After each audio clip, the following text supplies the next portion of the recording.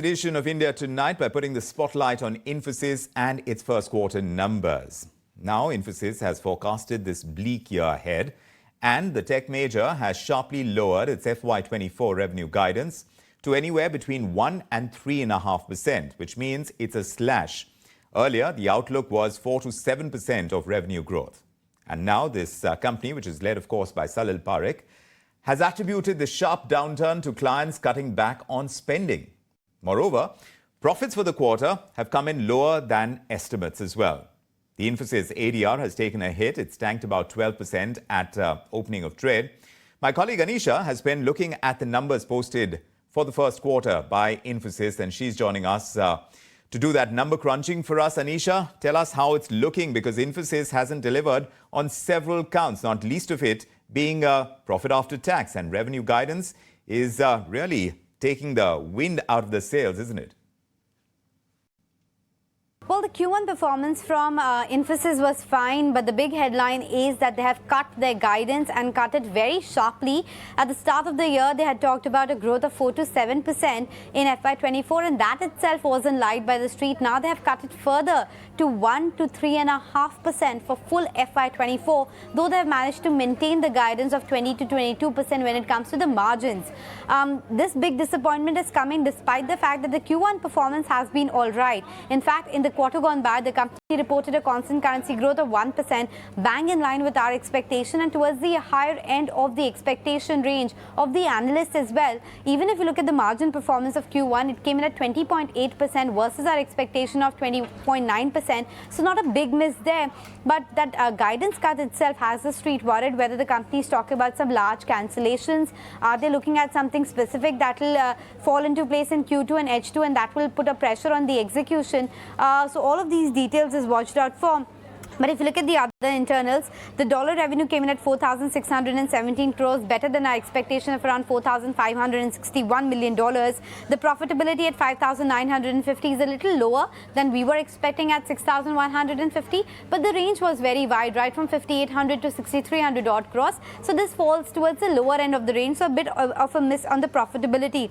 The biggest headline, as I said, was the guidance cut sharply to 1 to 3.5%, and this is despite that the TCV in this quarter is quite steady. The TCV is actually $2.3 billion, which is actually an improvement of 10% on a quarter-on-quarter basis and 35% higher on a YOY basis, because last quarter this number was close to around 2.1%. The net hiring is also down. The net hiring is down by almost 7,000 people, so that's another big headline coming for you. But overall for Infosys, we have already seen a bit of a reaction coming in the global markets, where in the initial tick on the Infosys global listed ADR was a cut of around 3.5%, but this wouldn't go down well. I'm guessing there will be a slew of downgrades that will come in further after the kind of downgrades that we had seen in Q4, because large part of the street was penciling in a growth of 5 to 6%, or at least 3 to 5% for Infosys. That now needs to be scaled down, and those are the kind of downgrades that we're expecting later tomorrow.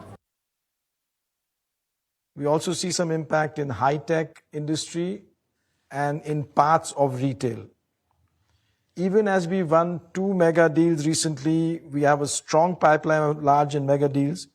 We see revenue from some of these and other large deals towards the later part of a financial year. Keeping that in mind, we are changing our revenue growth guidance for this financial year to growth of between 1% to 3.5% in constant currency. We have launched a broad, comprehensive margin expansion program. The program will work across 5 areas: pyramid efficiency, automation, improvements in critical portfolios, reducing indirect costs, and communicating and deriving value across our portfolio. The pricing environment, I think, remains quite stable. We have seen in some places we are able to get some increases from COLA, etc. Some cases isolated, again, you get some discounts. But by and large, it's a very stable environment. Still have a target for recruiting for the year, but we will see how that plays out with respect to what are the changes in terms of the demand environment and what we do in terms of the attrition numbers that we're seeing. The attrition that we saw in the quarter was stable versus last quarter. Our trailing last that driving some of the decisions on the recruitment. So that's the management of Infosys speaking earlier today, addressing the media in that press conference. But of course, we are watching out for more details to emerge as far as the road ahead is concerned. As far as Infosys and other IT companies, when it comes to deal wins, you're talking about those companies winning these deals. But revenue growth, the guidance has been slashed so drastically in the case of Infosys that one wonders what the road ahead is looking like. Let's find out from Mayuresh Joshi, the head of equity at William O'Neill in India. And Sandip Agarwal is also joining us, fund manager at Sowilo Investment Managers. Great to have you both, gentlemen. Mayuresh, coming to you first, do tell us from your own understanding of Infosys and the expectations on their profit numbers, how much of a miss is it compared to what you were working with? Evening, very good evening to you, Vikram. No, two aspects here. One, in terms of the internals, like Anisha just mentioned. Yes. The internals are fair enough, very much in line where the market expectations were placed. And therefore, I think as far as earnings delivery go for Q1, very much in line. Now, the forecast in terms of a sharp cut in terms of the revenue guidance that Infosys has now given out, I think that is what is causing a huge reaction. The Infosys ADR, as we see it right now, is almost down 9 to 10 odd%. And a large part of the street expectations, Vikram, were not built in for such a sharp cut. The maximum expectations were that the higher end of the range might probably get cut. And therefore, this now raises question marks in terms of how much of deal wins are probably priced in. The management say that with this revenue guidance, a large part of the deal wins are largely factored in. But as we start entering Q3 in our context, where discretionary spending patterns are determined by a lot of companies in the US and the European region as well, and if there is a probability in terms of raw soft recession and some pullback in terms of client spendings, which has been a very, very obvious case with most management commentaries pointing towards that in these numbers itself, there might be some elements in terms of estimates cut for the second half of this financial year, and probably recovery only expected in the second half of the next year itself. So yes, I think Infosys had delivered a bad set last quarter. I think that trend probably continues, which is very, very unique compared to the other IT companies at this juncture. You say it is unique compared to the other IT companies. Sandip, how do you see it now that Infosys has trimmed its revenue growth guidance for FY24 after reporting 1% sequential growth in the first quarter? It's expected to clock constant currency revenue growth anywhere between 1 and 3.5%, they say, in FY24. And when you compare it to the estimate of 4 to 7% at the end of Q4, there are these very strong headwinds one would expect, despite the deal wins that they are talking about. Their TCV has been revealed as well. What do you think Infosys is up against that the other IT companies aren't? So thanks, Vikram, for having me on the show. As rightly mentioned by Mayuresh, that it looks like a unique Infosys kind of thing. I broadly agree with it because my last 10 years of experience as a tech analyst and before that running a tech company suggests that generally all the management have fair view of one quarter. That is, you have more than 90% clarity on one quarter, and balance of the year, you have generally 70-80% clarity. Now, when you just in one quarter of the year, when you do this kind of shocking cut, or when you increase surprisingly, then you know something more than what others know. And probably, they are either building in some kind of operational execution challenge or some kind of, some client loss because of recent leadership change, or some deals which they may lose, which they have already won and showing in the TCV. This cannot be a simple argument that, some of the large discretionary wills will ramp up in second half of the year. And that's the reason within one quarter, you are cutting the guidance. It at all doesn't look, an industry problem. Obviously, industry is not in a great shape, and we are awaiting at inflation and probably, some recession and all those things. So I'm not saying industry is in a great shape and all, but I think this is not at presently today, what data points we have from across the globe and from Indian IT companies, it doesn't look like that industry is going through such a challenging time as the guidance cut suggests. So either it is extra conservatism or it is building in some loss of clients, some loss of deal, or some execution challenge, which we are not aware of, because this kind of cuts within 1 quarter of results, I don't think it happens except for COVID or Lehman crisis kind of situations. Extreme situations. Mayuresh, on their part, the company, the management is citing delays in decision-making among their clients in financial services, they've mentioned, in asset management, in payments and in telecom. Salil Parekh is also talking about a reduction in the volume of their work in these areas of their clientele. So you reckon these pressures are going to persist as the world fights recession? Is that something that is emblematic? Though you're saying that this is true as far as Infosys is concerned, but what are the parallels that you see in that universe? So to a large extent, as Sandip just enumerated, and rightfully so, to a large extent, what you're probably seeing in terms of a lot of management commentaries underpinning Q1 numbers so far have largely pointed out to some stickiness when it comes to clients. Now, we are talking about Q1 in the Indian ecosystem, IT ecosystem here, which is largely Q2 in the US and the European ecosystem itself. As I pointed out, as we start heading out towards Q3 in our context and the end of year for a lot of American and European companies, where a lot of decision making starts getting firmed up for next year's orders, this stickiness, if coupled with the fact of a soft landing expected to come through in the US, and you're still seeing huge macro patchiness in the European markets, would largely play out in BFSI. You've seen the regional bank mess that has probably happened. The rate hikes which got initiated 12 to 15 months back, I think the initial trends start seeping in after that time periodicity.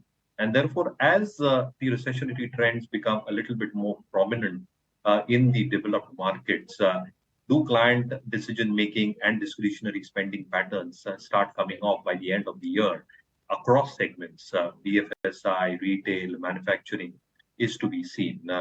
The other context is that for larger IT companies, when you're talking about multi-billion-dollar deals, any pullback on those deals means a substantial impact in terms of revenue recognition. And that is where I think the mid-cap IT companies have actually outperformed the larger peers, because the 1 million, 2 million, 5 million clients are still persisting at this juncture, which have probably led to better commentaries on their behalf. So I think the next few months and the next 2 quarters in particular are going to be very, very interesting from the entire IT ecosystem. The IT ecosystem has its own challenges. Of course, a lot is pegged, Sandip, on generative AI. And this by almost all of our top-line IT companies. How do you think Infosys is tapping into the opportunities compared to the rest of the IT pack? How competitive do you see them on the generative AI front, perhaps to corner more of that global market? No, so see, generative AI is another disruptive technology. Like in the past, we have seen all other technologies coming in and making. So whenever a new technology comes in, generally the large caps have a little challenge because they are already servicing on the older technologies or the previous technologies to all the clients. So they have to allocate a substantial portion of their resources, both financial and non-financial, to adopt to those new requirements of the client. So there is some challenge for everyone initially, but we have seen 7 to 8 great disruptions in last 30 years in the Indian tech industry, and always large IT companies have been able to embrace those challenges and deliver. Obviously, there are some quarters of disappointment, some quarters of challenges during the time they can train the people. So I will not doubt at all on those competitive edge of Infosys on generative AI and all those things. My strong belief is that there is something in this guidance cut related to the leadership change which has happened. They want to be conservative. They want to see the impact of that leadership change, and they are borrowing time to fill these gaps. And as soon as the leaders' positions are replaced, and they again settle and get the momentum back, probably they may end up actually delivering the higher end of the guidance which they started with, also for FY24. But right now they don't want to hazard a guess on that. So I see it as more as an Infosys specific problem. I at all don't see that currently today's situation there is so much of negativity or such a negative expectation from any other company in the sector. I think it is particularly related to Infosys. In that case, Mayuresh, do weigh in on this. How you expect the Infosys stock to fare this fiscal vis-a-vis its peers in the IT pack? Because in that is going to be the story as to how shareholders are approaching the IT space and how each of these, among the top line IT names, how they are likely to fare in the financial year. So as Sandip rightly pointed out, I think this probably, and going by the results so far, it probably seems to be an Infosys-centric problem, Vikram, of sorts.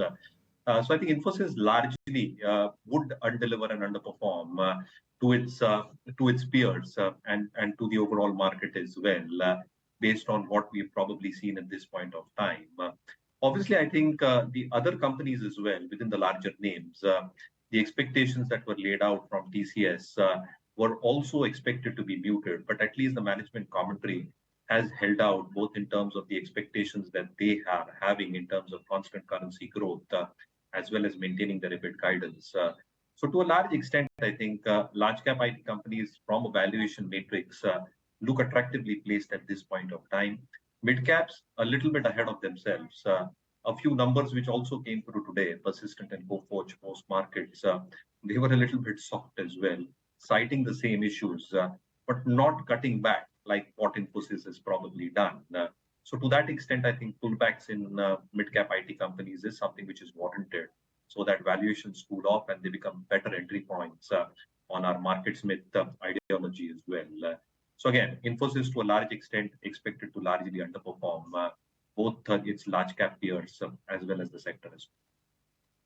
Underperformance as far as the stock is concerned is what Mayuresh is pointing towards. As far as the problems and the headwinds are concerned, that might be particular to Infosys rather than the entire IT pack is the largest takeaway from what Mayuresh and Sandip are pointing out. Gentlemen, thank you very much for joining us with your perspective on Infosys and the IT industry.